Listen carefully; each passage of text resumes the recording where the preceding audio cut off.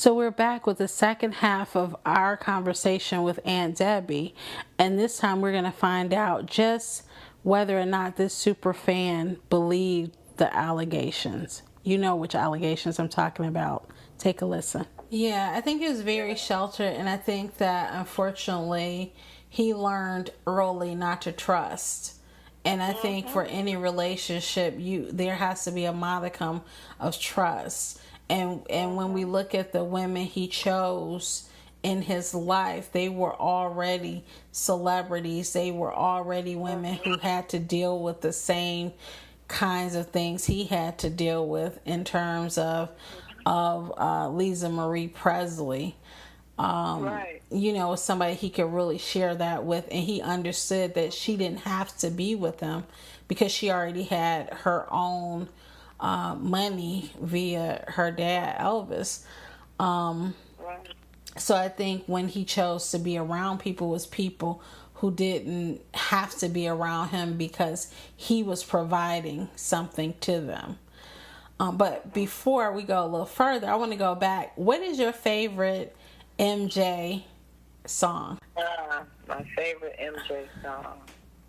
Um, wow, it's so many of them. I think the one song that I really love and uh, that I think tells a lot about Michael Jackson, Mm-hmm. and I don't know, I could be wrong. I don't think it became a huge hit at the time when he brought it, but it came out. Uh-huh. But Lady in My Life, that's the song, Uh-huh. and I just think that's just such a beautiful love song, Right. and and it just says so much about him, and I don't know, but but it's so many of his songs. But I love that song as a love song for Michael Jackson. Okay. Yeah. But of course, because I remember I went to his band tour, and so I mean, I get it's all of his songs, and when I think about when I went to his concerts as a kid and ABC, I Want You Back, and and then now because I've seen the brothers, in the last few years, which to kind of play homage to. So that's really a hard question to answer, Deanna. But that's the one song that I love about Michael Jackson that I just later learned, like in the last 10 years, how beautiful that song was. So when you went to the last concert with the brothers, how different was that? Because this must have been after he had passed, right? I'm sorry, what was the last part? The last concert with the brothers, how different was it? And was this a concert after he had passed? Yeah, it was after Michael passed, and what really brought it out, and again, you're speaking to someone who's been a fan I'm 60, and I've been a fan since about 7-8 years old. So that's almost all my life. And so when I saw the brothers, what stood out to me, I was like, wow, I could tell Marlon was really the dancer in the group. And, and I realized how many songs Michael led, because they all kind of tried to pick up and led a piece of Michael's, in Michael's part. But, we all know the difference. Right. But it was just really interesting to see them perform without Michael. I mean, they did the best they could. It was good. It was good, but you really could see the missing piece. But Right. like I said, you can kind of see how Jackie was the oldest one. you can just kind of see their roles, but you can really see that Marlon was the real dancer. And you really can see he was the showman in the group. That's one thing that stood out to me when I saw the brothers post Mark Morton, Michael. Now I gotta ask you, what was your favorite Michael Jackson music video that sticks out for you? Because there's so many. Smooth Criminal. Smooth Criminal? Yeah. I think Smooth Criminal. Yeah. What is yours, Rob? Mine? Yeah. It's weird. I like them all because they represent different eras. For me, I would have to say Scream. Really? Oh, well, with Janet. Yeah, because that's the most expensive video. Because I like Janet. Because I also like at a certain point. Huh? I mean, because you're partial to Janet. Well, I like them both, but I mean, it has them both. Because Janet, I think, was the one out of all of them. She kind of forged her own path and was more successful. You know, on her own. You know, and she was just different. She wasn't trying to be Michael. She was trying to be Janet. Well, it's funny because I always look at her like Michael Jr. Because when you look at, I know the cartoon and the shows, you know, on YouTube and all those places, you can find a lot of that footage still out there. Because they had the Jackson 5 cartoon and the Jackson 5, I guess, show. What they call them? But they would play different characters, but they always paired the two together. So it would always be Michael and Janet playing off of each other. So I felt like there was a bond, and like she was his protege. Because they were always together. Yeah, because Janet, I just see like Janet was, her thing is large groups, large choreography, you know. Whereas Mike was like, I'm Michael, I'm gonna just, you know, be incredible and hold your attention. He didn't really. I mean, you know, he could be in a group of people and backup dancers, but it wasn't. He could take it or leave it. But you know, Janet, you know, I mean, same with Janet. Control is one of my favorite video, because Janet was amazing. But you know, Rhythm Nation really set it off for me. You know. Right. But I think that's because she was always a solo artist versus he was in a group. And then he was solo. Yeah. So he liked being solo at a certain point because he didn't have to. Yeah. You know, in a group, you got to kind of take other people's recommendations into consideration. Right. When it's just you, hey, it's just about you. Yeah. So I think that. So as a lifelong Michael Jackson fan, as we move through time and we get to the point where you hear about the first allegation of molestation, what were your thoughts? My initial thoughts were, why are these parents okay with their kids doing sleepovers with Michael Jackson? What is going on with the parents? That was my first, because by then, when all this occurred, you know, Michael had already, you know, I think this was already Neverland, you know, the Chimp. I mean, Michael already had exhibited, you know, showing that he had a different adult personality, okay? Mm-hmm. And so I'm like, what parent is just letting their child do sleepovers with a grown man? That was my initial thought. Did you believe them to be true? Pardon? Did you believe the allegation to be true? No, I don't. I don't believe the allegations to be true. I believe, let me get this right.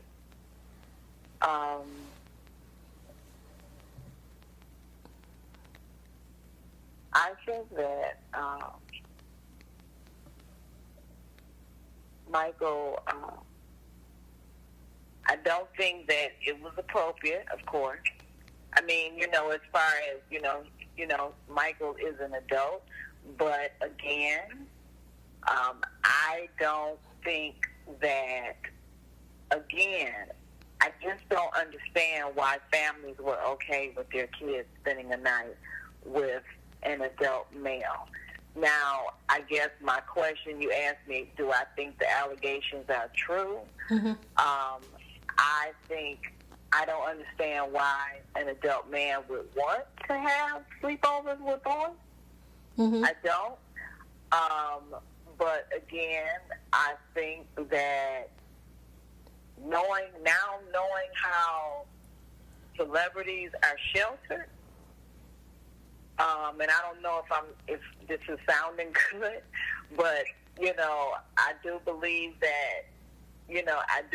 that Michael had issues with having adult relationships, and I don't think he was comfortable having adult relationships. And I think that he was more comfortable with having a relationship with children, and I do think that there is a concern with that. But I don't think that was ever addressed with Michael. And I'm not saying to think that anything was inappropriate Mm-hmm. with Michael and children. I just think that Michael needed more help to figure out why he wasn't more comfortable with having relationships with adults. I really do. I think that if he was very scarred from childhood, and I think that it made it hard for him to have a real relationship with adults, and he felt more comfortable with having because the fact that he wanted to have sleepovers. No, I just think there's more to unfold as to why Michael would want to have sleepovers with kids. And no, I don't think it was sexual. I don't think so at all. I don't. But I do think that him being an adult, because adults, have sexual, that's part of human development. Mm-hmm. There is question. It does leave open ground for question. Am I making sense? Yes, yeah, absolutely. Okay. I was thinking, like back to my experience dealing, with, celebrities and, how they, because they have the power, they, Mm-hmm. will get their way, and people will bend over backwards. And Yep. there's just an entire chorus of Yep. people dedicated to just, Right. Mm-hmm. making it happen. And, Right. and Right. it's just, Right. when you have, I think everything with Michael Jackson was big. There was nothing like, Yeah. I remember watching the Bashir documentary, and he was helping kids. That was horrible. Yeah, and Yeah. I was watching the Bashir. Bruno. Yeah. Which didn't Yeah. paint him in a which I think was the worst thing ever, because it really, it was very the way it was put together just put him in a bad light, and didn't do Michael any yeah. favors. I think And it showed how much he trusted that Yeah. Martin Bashir. Yeah. He trusted him so much in the beginning, and he had no idea that he was going to turn that interview. And again, that's what I'm saying. Michael never learned how. Just like how we normally, you, me, Deanna, how we were fortunate because we grew up in a loving, nurturing family that nurtured us into a normal adulthood, where we understood how to develop healthy adult relationships. That didn't happen to Michael. And you can see it's evidenced by, which is what I use in my documentation, as evidenced by all of his choices that he made throughout life. I think I don't know that I'm willing to agree with that. I think that simply because I think I think that certainly his childhood, in terms of like you said, being sheltered, not being able to socialize, played a role. But I think what also played a role is being privy to the underhandedness of people, because he's sitting there, he's watching, like in the case of his brothers, if they go out on a date with a girl, she's coming back saying she's pregnant. And now, because they don't want a scandal, someone has to give her some money. Even though they didn't have sex in some of these occasions, it's just any hint of a scandal is too much of a scandal. So I think that led to him not trusting adults by and large, because he knew if they didn't have money, 9 times out of 10, they might plot or plan something against you. So I think it was very hard for him to trust people unless you were you had your own thing kind of going on. However, it was a little different when it came to children, because generally children will either like you or they won't, and they don't have an agenda, because they don't know what money is, and they're not, that's not their thing. So I think that's one thing. I think with the Martin Bashir, to me, in that interview, he clearly is on drugs at that point, because I know he went to rehab for, I think it was sleeping pills or something like that. So it's clear at some points that he that something's going on that's not natural with him. But Martin was clear when he went into to do the interview that he believed him to be guilty of something, and so he was looking to find something. I think he was looking to smear him, to make sure that he came away with the footage that caught Michael with his hand in the cookie jar, so to speak. And I don't know that that's what he necessarily caught. I think that Michael's mother provided a loving haven for him. I think that his father was his dad and kind of did what he can do, and I think he understood that in those terms, that my dad is who he is, and he respects that he could have been better, but I think that some of his decisions obviously were bad, because at a certain point he's definitely under the influence of something, and I think some of his decisions, I don't think they were so bad. I know when I heard that he the first allegation, I wondered, because I'm like, again, like you said, what are you doing? What is a grown man doing with a kid? Like, what does that? But then when it was like Michael, I get it. Because I always got that when you saw him, you didn't necessarily see an adult. You just, it was like the kid who was on stage singing "Who's Loving You." He was still like this perpetual kid. So, definitely I don't get the whole, adult sleeping in the bed with any child is crazy to me. Although when you look at that interview, what he says is sharing your bed with somebody is the most loving thing that you can do. And he said, I let him sleep in the bed and I slept on the floor. So he didn't say he slept in the bed with the child. I think, Michael was just, I think he was misunderstood, and I think when you put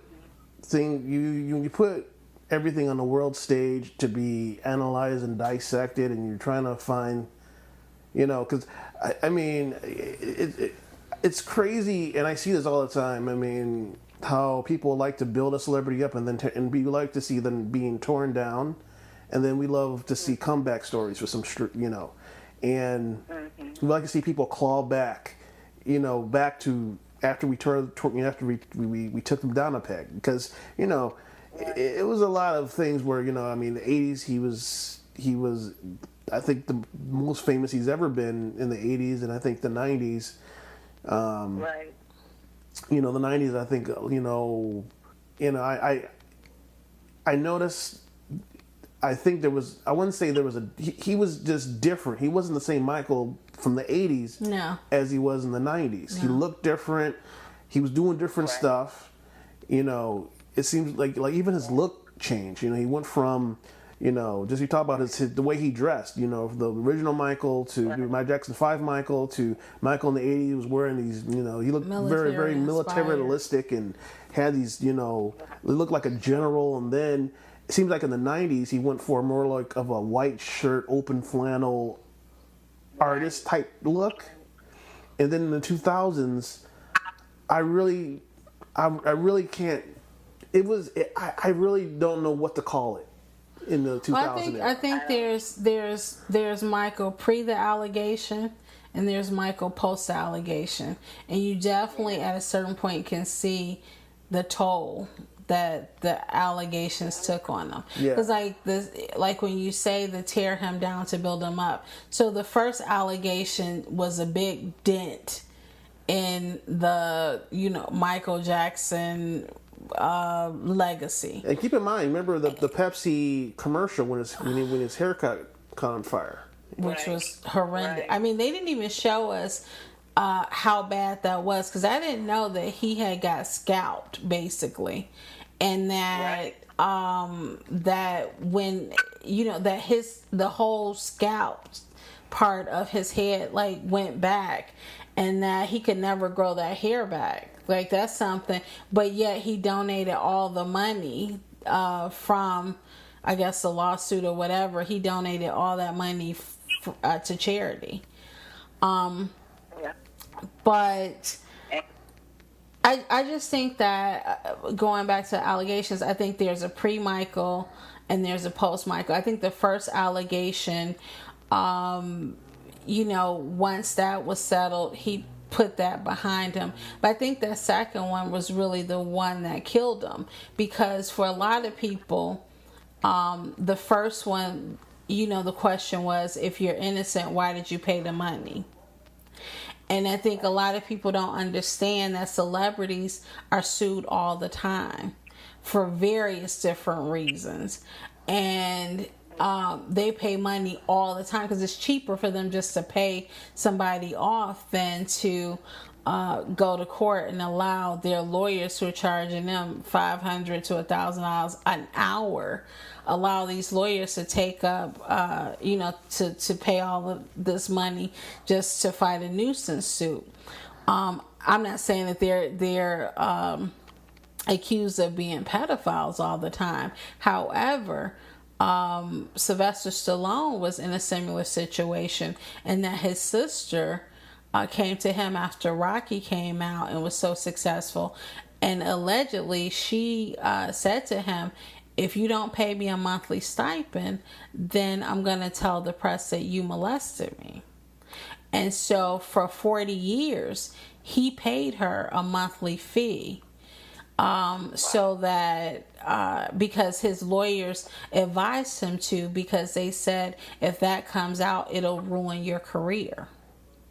And so that was a similar thing that happened to Michael, in that he had an investigator for the first case who said, take it to court, because they had all the evidence that this guy was the parent of the guy. Chandler was trying to basically extort money out of Michael, but then he got new lawyers who said, just pay it, make it go away, and continue on with your life. And so that's what he did, and that was the only reason why that kid got paid. But people looked at that and viewed that as a sign of guilt. And most of us don't know how many times these celebrities pay money, on the advisement of attorneys.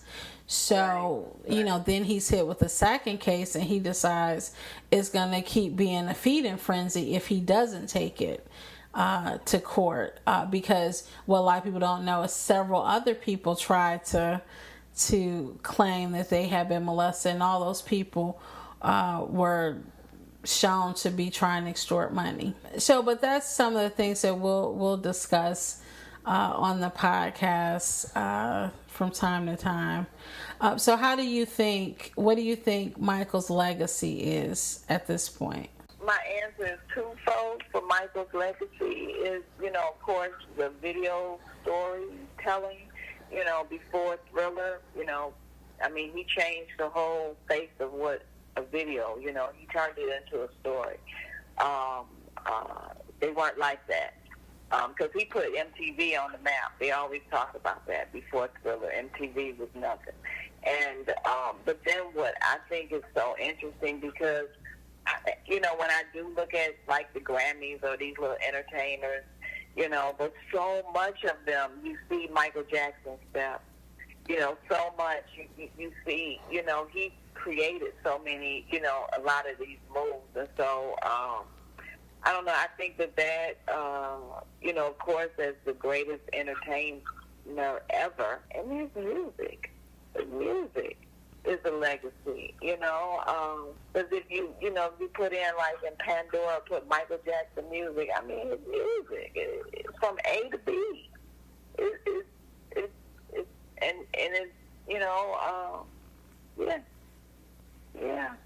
I think his music is me. What do you think it is? His legacy. Well, I always go back to, like, you remember that music video where he was Michael Jackson? It was Jam. Yeah. Yeah. Okay. And I would say it's perfection. Doing everything at a high level. And I think he's the artist that everyone kind of aspires to be. Because Jam for me was like, because I was a Michael Jordan fan, and you had Michael Jordan and Michael Jackson, and every time the Chicago Bulls would go to the championship, they would play that cut, and it would just be so hype. Mm-hmm. So right. I would say for me, being a perfectionist, being the top best choreography, best music video, best work ethic, just being great, and just really not just being talented, but you got talent, but you're honing your talent every single day. So I would say his legacy would just be just being a showman, and being an entertainer, being able to hold people's attention, and I think that just being just the best, top, right. Being worthy of the attention that people are giving you. I think for me, he epitomizes the saying, to whom much is given, much is required. Because his life was about giving. It was given his talent, his money, his time, all the things were, it was just about giving, I think. So, to whom much is given, much is required. Check us out at mjallday.thepodcast on Facebook and mjallday-the-podcast on Twitter. You can also email me at dthevip@gmail.com. That's dthevip@gmail.com, and tell me all of your MJ stories. Beneath the Eiffel Tower, in Ghana's Black Star Square, in Johannesburg and in Pittsburgh, in Birmingham, Alabama, and Birmingham, England. We are missing Michael, but we do know that we had him, and we are the world.